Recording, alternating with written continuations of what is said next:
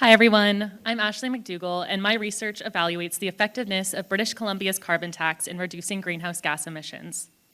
BC was the first jurisdiction in North America to introduce a carbon tax, starting at $10 per ton of carbon dioxide equivalent emissions in 2008 and rising to $80 by 2024, with plans to reach $170 per ton by 2030 before its recent elimination this week.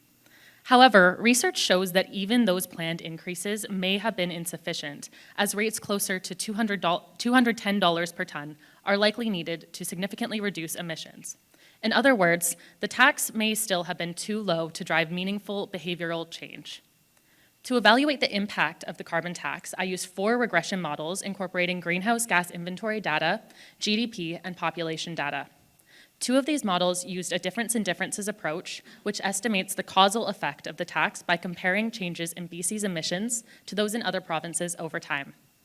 Across all models, I found no statistically significant reduction in emissions as a result of the tax. One reason the tax may have been ineffective is policy overlap.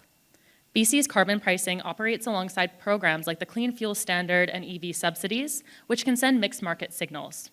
Combined with a tax rate that may have been too low, this makes it hard for businesses and consumers to respond effectively.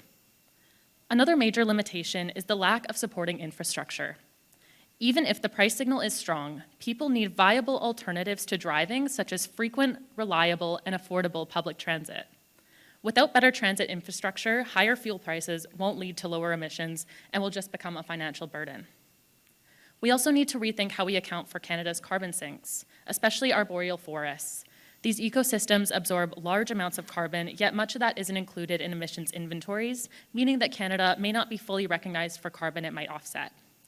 In short, a carbon tax can be effective, but only if it's set high enough, supported by reliable infrastructure, and implemented as a clear, singular market signal. Thank you so much for listening.